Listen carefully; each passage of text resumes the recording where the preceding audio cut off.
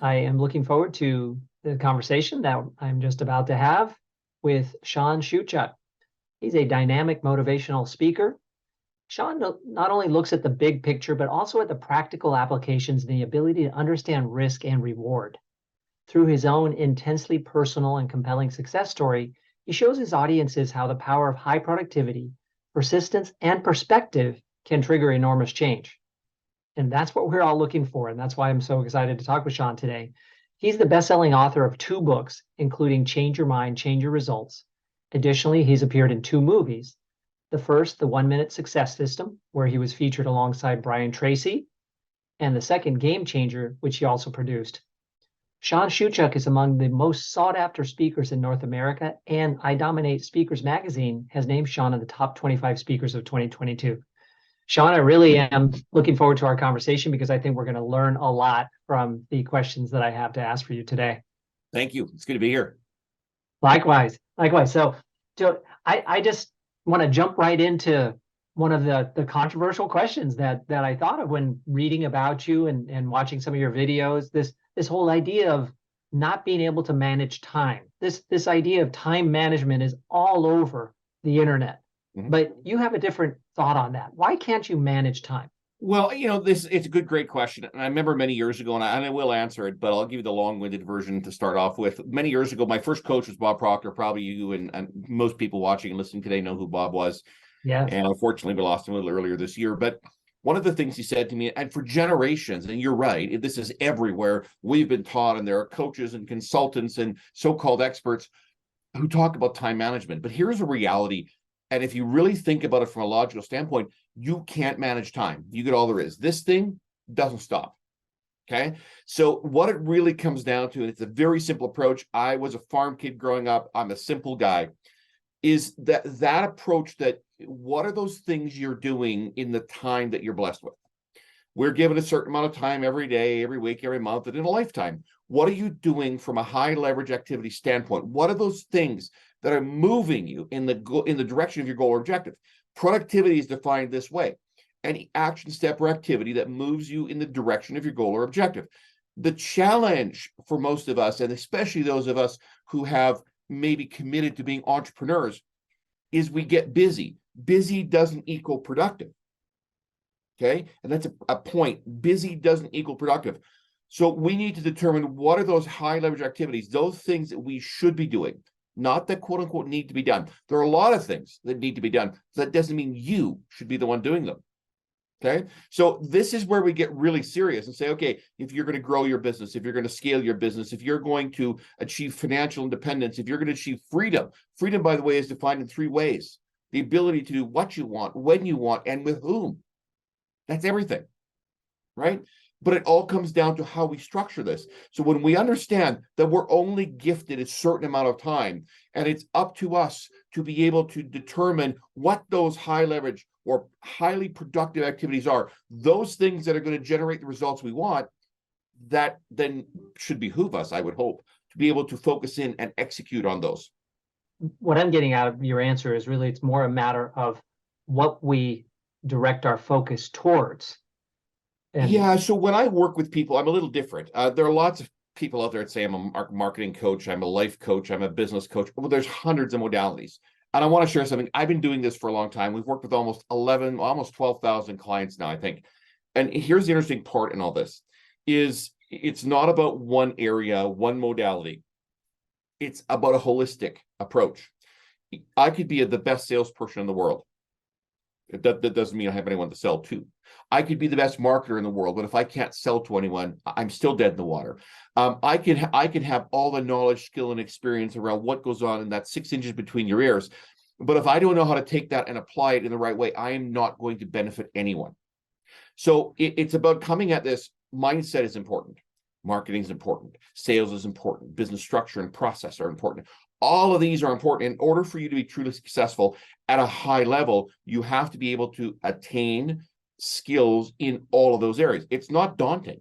It's just about looking at it from a different perspective. You already have a lifetime of knowledge, skill, education, and experience, all of which is extremely valuable. And when we take that additional aspect and say, okay, now we need to focus on what's important. What are those high leverage things you need to be engaged in? the coaching process is not about here's a piece of paper, a CD, a link, a login for something. Coaching is about walking hand in hand and side by side with someone who's been there, who can help you avoid potholes and collapse timeframes. And if we start to understand that that's the process, that's what takes us from where we are to where we want to go, and that none of us can do it alone. None of us. I've had a coach for 28 years, started with Bob Proctor. He wrote the foreword to my first book, understanding that we need to be able to do something with somebody who is committed to us, who will hold our feet to the fire, and who understands that when we go through the process, we determine what our destination is, when we get clear on where we're going, and then we reverse engineer that. And people say, well, how do I do that? Well, that's part of the process. Once I know what I have to be doing every year, month, week, day, well, and for guys like me, maybe every hour, then I can start executing on that, and I'm assured of achieving what that initial predetermined objective was or is.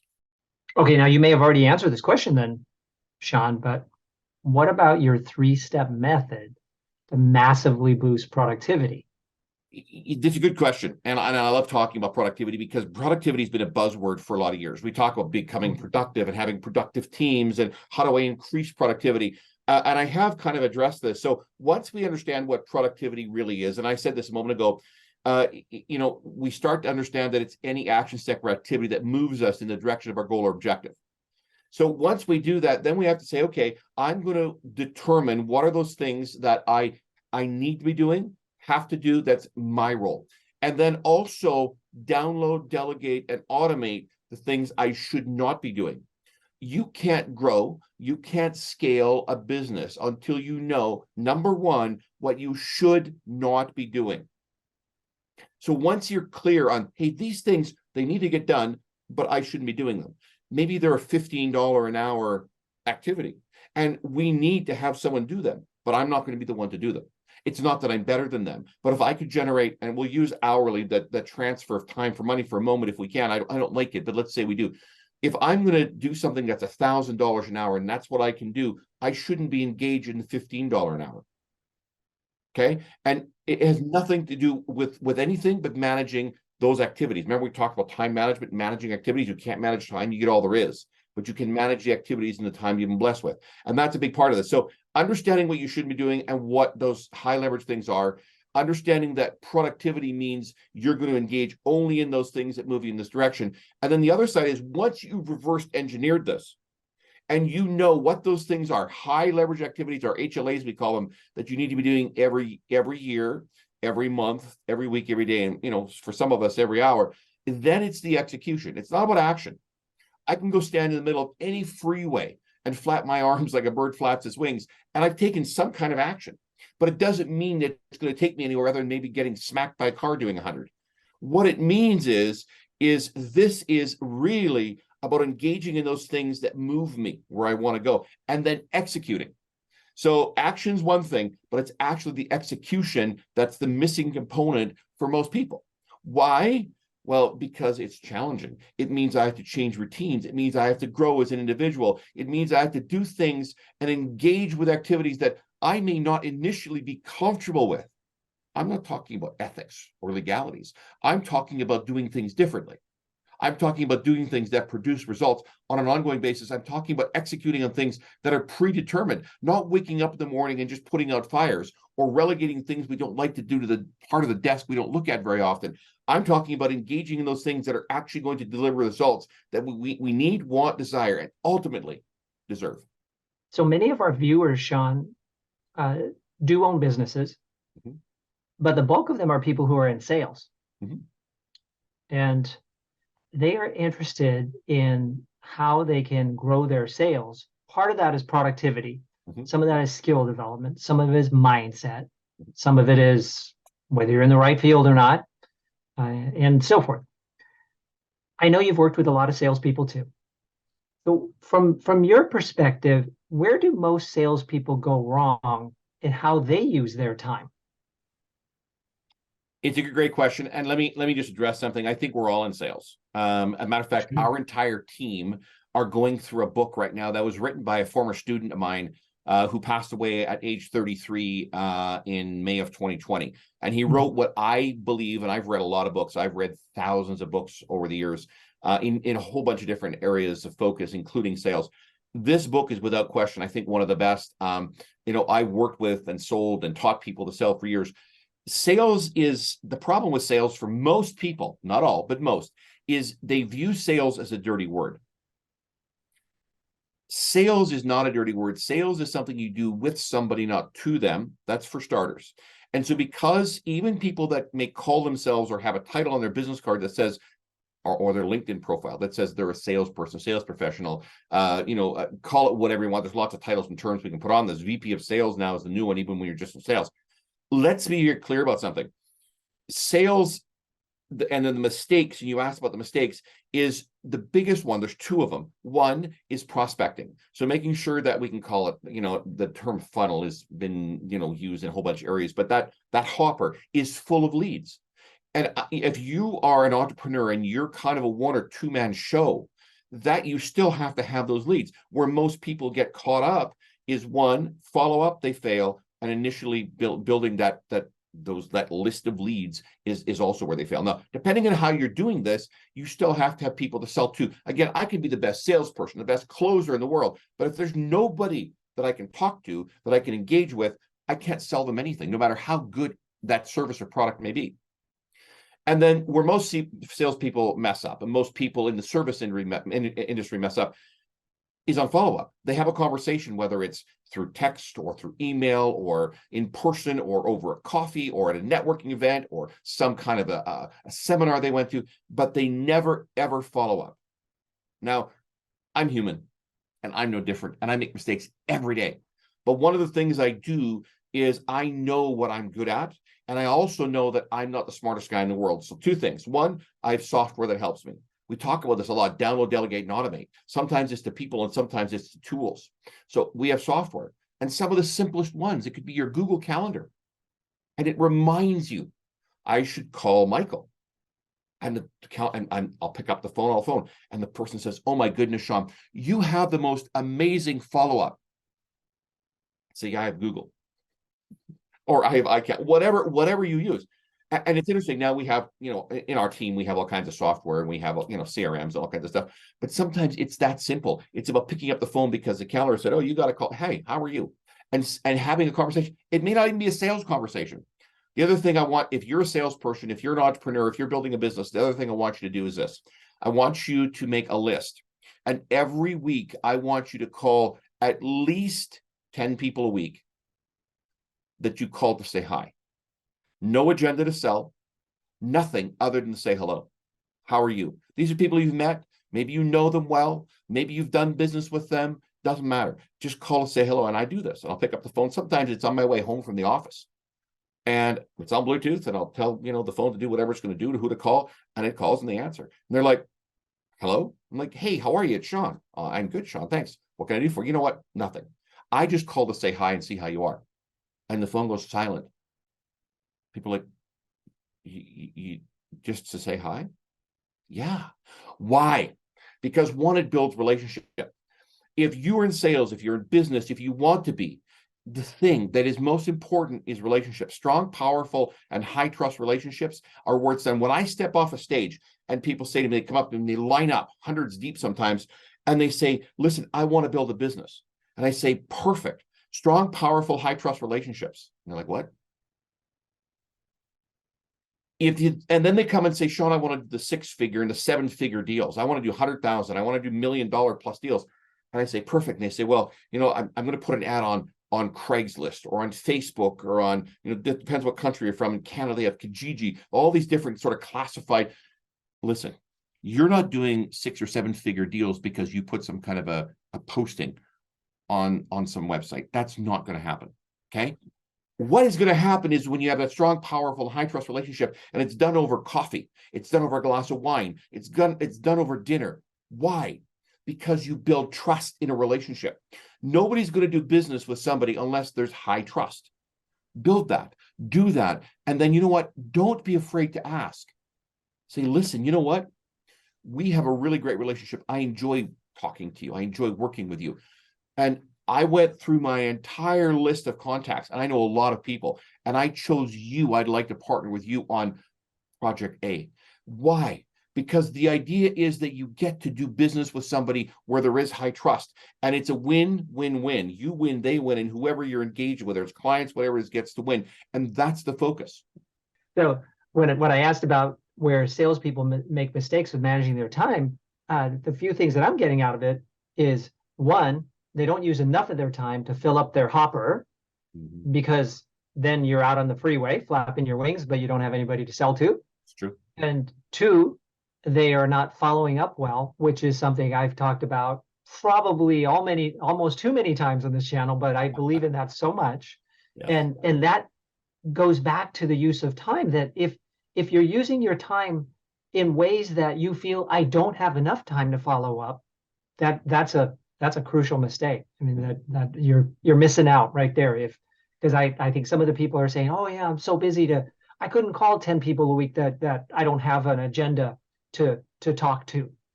There again, you're saying, okay, well then how are you developing strong, powerful, high trust relationships if you don't have the time to talk to people at random? And I don't know how random it is, your challenge to people, but the idea is you're investing in relationships without initially expecting something else to come back. And that's why the people are saying, you're just calling me to say hi? Right. Yeah, I'm just investing. I'm just investing in the relationship. And I think people appreciate that, and then will remember you over the people who only call when they have the agenda. That's right. It's, remember something, if you are top of mind and tip of tongue, and I know that's an old phrase, but you're going to get referred. If you have a conversation today and you pick up the phone and say, hi, it's Michael. Listen, I called you to say hi. How are you? How's your wife? How's your kids? How's your family? How's business? Without any agenda to sell anything. Let me be very clear about something. That will pay you huge rewards. Not that you should expect it, but it will. Why? Because people appreciate that contact. They appreciate you taking the time out of your day and investing it in them. Two things will happen. One, they're going to call you with questions or want more. Two, they're going to refer you. Now, referrals are done, or let's be clear, you can't count on referrals. That should not be your only source of business. The surest way to fail in business is to do business by default and depend on something you have no control over. But referrals is a reward for a job well done. And you may have worked with somebody for a month, for a year, for 10 years, but when you phone them to say, hi, how are you? It changes the dynamic of the conversation and the relationship. And then that night they're at dinner, they go out for dinner, they're hanging out with friends or colleagues. And someone says, I really, really need to hire a coach.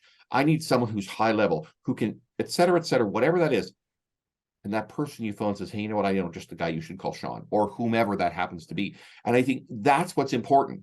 The other side is, I've had people say to me, Shawn, I met this person, we had coffee, and he's a nice guy, or she's a nice, but they're never going to do business with me. And so they wash their hands and say, now that person is not worth my time. And I want to caution you on something, any one of you. That's a horrible way, first of all, to judge somebody or something, or any kind of relationship. Two, relationships in business are strategic. Okay. If you are good friends with somebody, guess what happens? That high trust will enable them to share with you. What are they going to share? Other relationships. If I turn 50 or 60 and I decide to host a birthday party and I invite you, that's an indication that I trust you at a high level. And the other 150 or 200 people that I've invited, they're also in the same category. What it also means is I trust you enough to expose you to them, or vice versa. And I think it's important for us to realize something. Don't go into this with this, most people I think are closet narcissists. They don't want to admit it, but they are. What's in it for me, instead of the other way around? How can I serve and support you? Yeah, I'm so caught up in this, Shawn, because it just speaks to me as to the type of person that I believe people should be, to then attract success to them rather than have to feel like they have to chase success. That idea. So this also speaks to mindset. Mm-hmm. So let's shift gears and talk about that for a moment. What is the right mindset for a salesperson? Again, you're good at asking the tough questions, but I think they're good because there's a lot of people that go into sales begrudgingly.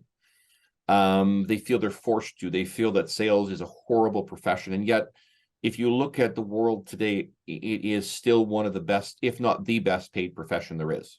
A good salesperson, an ethical salesperson who understands how and what sales is, will generate more income than most professionals today. Doctors, lawyers, et cetera, et cetera. It's understand this. For anyone that's listening that has some kind of fear or apprehension around sales, understand that sales is only about helping someone or perhaps a group to see something, whatever that is, from a different perspective, one that they perhaps have never, ever seen or experienced before. That's sales. Sales people need to understand, one, passion sells.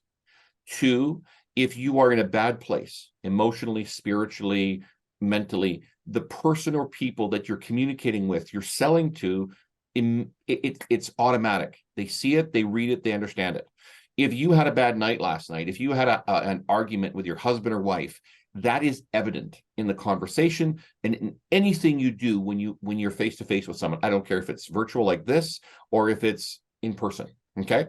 So understand, you need to go into something with a mindset that is, how can I serve and support? You need to be in a good place. You need to be happy. One of the things we talk about at length when it comes to mindset is, how do we reprogram this? Because we're hardwired to default to the negative. And I have two young boys, one's 5 and one's 11. And one of the things we do every morning on the way to school is we pre-program what goes on up here, putting ourselves into that mindset. And we talk about affirmations and utilize affirmations, because when we put ourselves into place and we focus on what we want instead of what we don't want, we tend to get it. So I remember giving a presentation at an event for an insurance company many years ago, and there was a young man sitting in the front row, very attentive, pen and paper in hand, taking a lot of notes. And after I finished speaking for about 90 minutes, he was the first person to line up at the stage as I stepped off. And he asked me a question. He says, how can I ensure that I get every deal? I said, well, I don't know if I have an answer for that. But I said this: when you pull up to a sale, most people, they get out of the car and they're like, oh my gosh, I got to go talk to these people. I got to close this. And I don't know what they're going to say. And they're probably going to have objections. And I said, all I want you to focus on, that you have an agreement in front of you. The signature is why you're there, but it's a formality. The deal is closed. And you're going to assume the deal is closed. And all you're visualizing is that ink on the bottom line as they sign, because they've already told you they're done. It's in. So instead of you creating those roadblocks, instead of you creating that negative attitude towards what the outcome might be, why don't you focus on what the outcome that you want? And all your focus is that this is a formality, and all you see them is that signature, that ink on the bottom line. He went on for the next 3 years to be the #1 rep in North America, because his sole focus, and he was a young guy, he was 21 years old, just, wet behind the ears, as we say. But every single time he sat down with a prospect, it wasn't about the sale. Yes, there was a process he followed, and the questions and the conversation followed a certain direction. But the focus was that signature was a formality, and he saw it on the bottom line. And more often than not, his response, and he used to call me and send me, messages, was that people would say, oh my goodness, I cannot believe that you're as confident that I'm going to buy. And at the end of the day, they signed. And I think we get caught up in some of those challenges that are going on here instead of focus on how we can serve and support. And let me be very clear, no matter what it is you sell, no matter what product or service, you are doing that individual, that organization, that team sitting across from you a service by selling to them. And the more you serve, and the more you support, and the more you sell, the more impact, positive impact you have, not just on the individuals you're working with and selling to, but also for yourself. Sales is a stressful job, John. It pays well because it comes with a lot of stress. That until you shift someone's perspective and they actually fulfill that vision of signing at the bottom, you are under some stress. I'll respectfully disagree with you on the stress thing, but please. Okay. All right. Well, you may not feel the stress, but I've talked to salespeople who do feel the stress of selling, and not making sales especially feels stressful. Mm-hmm. What would you say to the salesperson who's watching our video right now, saying, well, that's all well and good, but how do I look at it differently, that it's not stressful? Because if you disagree, you don't see it as stressful. They do. What's the difference, Shawn, between them and you? Well, I don't know exactly who they are, but I'll answer that in the best way I possibly can. I think the idea of stress around sales comes from the stigma that's attached to negative stigma that's attached to the term sales. And what I said earlier is, you don't sell. Sales is something you do with, not to somebody. And I think when we start to understand that sales, if we understand the process of sales, sales is, I try and paint a picture. If I'm sitting across from you, there's at some level, some kind of even confrontation, because we have this misconception that one party is going to win and one party is going to lose. And there are no losers. I want to be very clear in this. Sales is really about sitting on the same side of the table, if I can continue with that analogy, and helping someone to see something from a different perspective or a different angle. So when you say I'm a salesperson, the word sales brings this connotation up of this used car, polyester suit wearing, greasy, I'm going to sell something and shove it where the sun don't shine mentality. And we've continued this for 50 or 60 years. Sales is different today. We work with educated people. We work with people that are information at our fingertips. If you want to know something, you do this, or you get on your phone, instantaneously you have answers. Now, maybe they're right, maybe they're not, but we have some kind of answers. So you're dealing with consumers who are the most educated in the world. Your role then becomes understanding what that individual, what that team, what that corporation, what that entity needs. And if you can ethically deliver what they need, selling to them based upon their wants, needs. That's it. If you could, here's where stress comes in, where I'm obligated to sell to you because it's my job. And I'm going to do anything and everything in my power to get the sale. That's not sales. Okay. You can't manipulate someone into a sale today. We don't live in that era. Okay. Being unethical is not going to get you sales, at least not long-term. Okay. If you understand what that individual, what that organization needs, and ask them the question, what do you want as a result of this relationship? What do you want as a result of this product or service? What are the outcomes you need and want? And once you know that, if you can ethically deliver, then you know how to sell. And the sale will happen. Does that mean you're going to get 100%? No. But it means your closing ratio will go up. So I've been asked this question a lot. Shawn, what's your closing ratio? Now, it's an interesting question because I don't know exactly on what criteria you base that. But I'll tell you this. About 80% of the individuals that I have the privilege to have a conversation with end up doing business with us. And it's not about sales. It's about understanding how I can help, how I can serve, how I can support, how our entire team comes to bring that, whatever it is, that individual needs and wants to fruition. Does that mean the individual we work with, for example, on the coaching side, doesn't need to take some steps? No, they do. Guaranteed. But understanding that the success rate comes from how I'm able to articulate what it is they will achieve when I understand clearly what they want and need. And until you can't sell something to someone unless you know what they want and need. So the idea that we're going to come in, shake someone's hand and say, I have your solution is wrong. And you will fail more times than not. When we come in and we're focused on what we want. I was working with a gentleman one time, he was out of Vegas. This is years ago, back in 2008, when things were kind of in a rough place. And long story made short, he was focused on closing. He was going to lose his house. He was going to lose his car because people weren't buying. He owned a company that did promotional items, pens, hats, shirts, that's all these kinds of things that businesses buy with their logos on. And he was so focused on closing the sale to save his house and his car and pay his kids' tuition that he wasn't making any deals because his focus wasn't on his client. His focus was here. And when we have that focus on ourselves, we will fail 9 times out of 10, if not more. The interesting part of this is, and he's an interesting character, he's very passionate. He's from a part of the world where he says we operate off passion in the Mediterranean. And I said, well, you need to listen to what I'm going to say to you because you need to internalize this. The next time you go into a client's office and have a meeting, I want you to focus on the benefit to them. What are they going to take and articulate that? You know how to do this because you did it for years. Forget about you. Forget about your house. Forget about your cars, all these things. Focus on them. Why is this investment? And justify the investment for them. Help them. And he phoned me, not 3, he was still in the parking lot. I just made a $25,000 sale. And that continued. And we focused on this. So instead of us getting desperate about how apprehensive we feel about the sale, about closing a sale or not closing a sale, remember what we focus on, we get more of. And if you want an example of this, take a look when they teach stunt car drivers how to do a 180 in a car. They teach the driver to focus on where the car is going to end up, not how they're going to get there.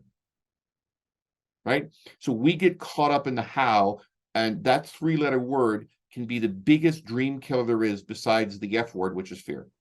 Mm-hmm.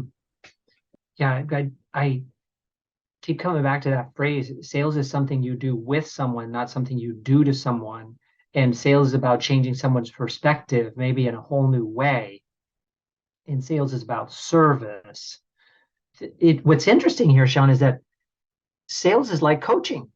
Coaching is something that you don't do to someone, but you do with someone. Coaching is intended to help someone change their perspective in a way that serves them, is good for them, and then improves their life.